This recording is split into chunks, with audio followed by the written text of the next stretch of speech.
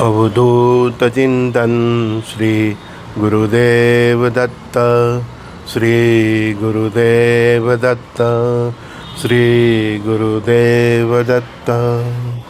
ओम शिव आदि शिव महाशिव सदा शिव शंकराय नमः। ओम शिव आदि शिव महाशिव सदा शिव शंकराय नमः। ओम शिव आदि शिव महाशिव सदा शिव शंकराय नमः।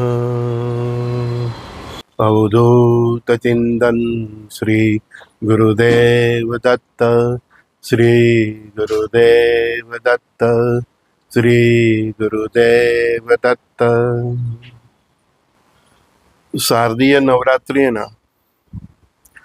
सर्व मित्रों सखाओ भाइयों बहनों ने प्रणाम। श्री गुरुदेव दत्त। आज समय છે જ્યાંથી તમારી ઇન્દ્રિયોને સંકુલી રહીને શુદ્ધ સાત્વિક જીવનની શરૂઆત કરી શકો છો। જે આવનારો સમય છે 2025 થી 32નો, तो वो समय के लिए जो भी शक्ति संचलित करना है तो उसका प्रारंभ नवरात्रि के आज के दिन से आप कर सकते हैं। बहुत सिंपल है। प्रातःकाल को ब्रह्म मुहूर्त में उठिए, ठीक है ना, 4 साढ़े 4 बजे जैसे आपके ठीक लगे। अपने देवस्थान में बैठ के दिया जलाए, धूप जलाए, अपने इष्ट देव का नाम स्मरण कीजिए। दुर्गा जी के 32 नेम्स का दुर्गा दात्री नामावली, दुर्गा स्टोत्रम हो, वो मतलब दुर्गा जी के 32 नाम है। 1.5 मिनट का वीडियो है। वो 32 नाम आप 32 बार सुनिए। मतलब करीबन आपको 35 मिनट्स लगेंगे, ठीक है ना। फिर और एक कार्य कर सकते हैं, दुर्गा अष्टोत्तर शतनामावली है ना, हाँ, उसको भी कम से कम दिन में एक बार सुनिए। उसके साथ नाम उच्चार करने की कोशिश कीजिए। जिस प्रकार का माहौल चल रहा है वर्ल्ड वॉर का, ठीक है ना, युग परिवर्तन का, महाप्रलय का, तो देवी कवच भी नित्य सुनिए। कुछ नहीं तो इतना कीजिए। क्या बताया मैंने आपको? दुर्गा द्वादश नामावली, ठीक है, दुर्गा अष्टोत्तर शतनामावली और देवी कवच का पाठ यूट्यूब पर चैनल पर मिल जाता है। जो लोग मेरे साथ व्हाट्सएप पे जुड़े हैं उनको मैं व्हाट्सएप पे आज भेज ही दूंगा। तो इतना आप डेली सुनिए। वो द्वादश नामावली है, वो 32 बार सुना है, मतलब 32 नाम 32 बार पाठ करना है, ठीक है ना। तो इतना कीजिए। और देवी कवच आप ये प्रलय काल तक करते रहे तो भी अच्छा है, ठीक है ना।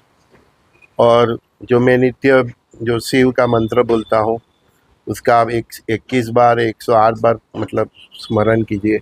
अपने इष्ट देव का कीजिए, ठीक है ना। हाँ, अपनी कुलदेवी का नाम स्मरण भी कीजिए 21 बार 108 बार। आप नवरात्रि में अपनी कुलदेवी का नाम स्मरण का मतलब एक संकल्प भी कर सकते हैं कि मैं मतलब 1000 माला जपूंगा, मतलब 1 लाख 1.25 लाख आप अपने हिसाब से संकल्प करके भी ये नवरात्रि के 9 दिन मतलब शक्ति अपने अंदर संचित कर सकते हैं। जो आने वाला समय है उसके रिगार्डिंग जो मैं बोल रहा हूँ कि शुद्ध सात्विक जीवन जिए, चरित्र संभालिए अपना, ठीक है ना। तो इसकी जिसने भी अभी तक शुरुआत नहीं की है वो आज से नवरात्रि के पहले दिन से कर सकते हैं, ठीक है ना। तो this is a best time, ठीक है ना, कि आप शक्ति को संकलित करने का अपने फरते, अपने शरीर के प्रति, अपने परिवार के प्रति एक ऑरा बनाने का, एक कवच बनाने का ये बेस्ट मतलब समय है। इसमें मैंने जो आपको दुर्गा का द्वादश नाम है, फिर अष्टोत्तर शतनामावली है, और देवी कवच ये मैंने आपको दे दिया है। देवी कवच तो आप 2032 तक पढ़ते ही रहिए, हर दिन एक बार सुनते ही रहिए, ठीक है। और शुद्ध सात्विक जीवन कंपलसरी है।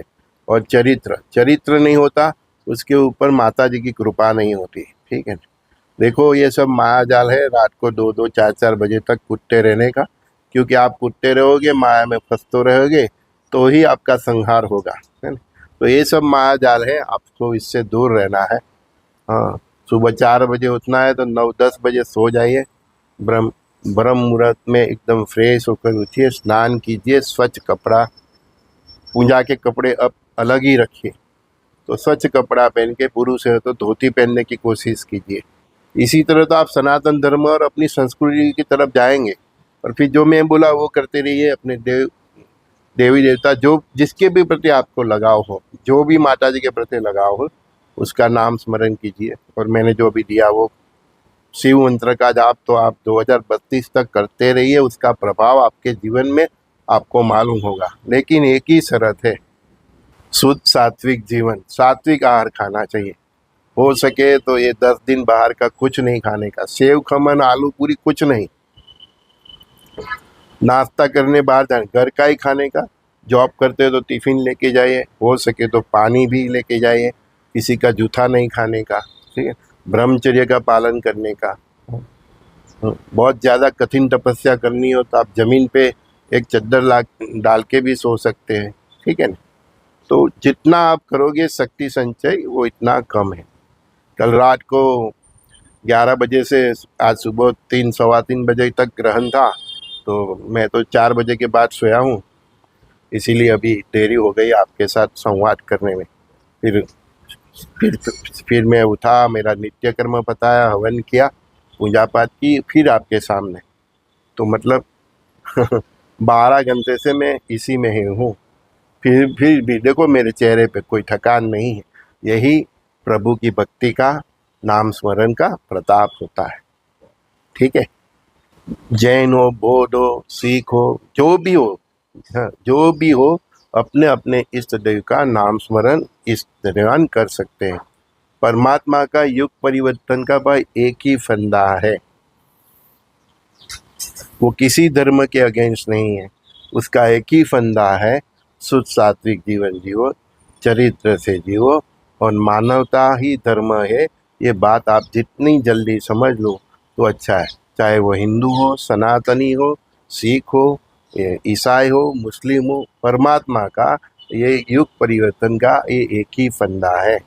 और उसका जो बेसिक है, वो बेसिक पकड़ने के लिए परमात्मा का एक ही थियरी है, युग परिवर्तन का, शुद्ध सात्विक जीवन, चरित्र और मानवता। तो इसकी शुरुआत आप ये शारदा की है नवरात्रि से कर सकते हैं। तो नवरात्रि के बाद भी ऐसे ही शुद्ध सात्विक कीजिए, सात्विक खुराक ही खाइए, तो ही, और ये जो मैंने बताया वो सब नाम जप ये सब करते रहिए, तो 2032 तक आप सर्वाइव कर पाओगे, ऐसा परमात्मा का आदेश है। ऐसा ही सर कि उनको जो चाहिए ऐसे आप बन जाते हो, तो फिर आपको वो क्यों नुकसान करेंगे, किसी की धर्म को हो, किसी भी धर्म के हो। हाँ, मैं हिंदू सनातनी है, वो भी ये फाके में रहे नहीं है कि मेरे को कुछ नहीं होगा, सनातन धर्म ही सर्वाइव करने वाला। सनातन धर्म में भी जो शुद्ध सात्विक जीवन जीते हैं वो ही सर्वाइव करेंगे, जिसका चरित्र होगा, जिसके अंदर मानवता होगी, ठीक है। तो ये बेस्ट टाइम है, आज से ही अपने जीवन को ढालने की कोशिश कीजिए। हाँ, तो परमात्मा की कृपा हो जाए तो आपकी सुप्रीम कोर्ट में अर्जी एक्सेप्ट हो गई, तो आने वाला जो युग परिवर्तन है इसमें आपको कुछ भी नहीं होगा, ऐसा परमात्मा के इशारे है। संजय बोरीवाला के प्रातःकाल के सत्संग में सभी माता बहनों को प्रणाम। श्री गुरुदेव दत्त।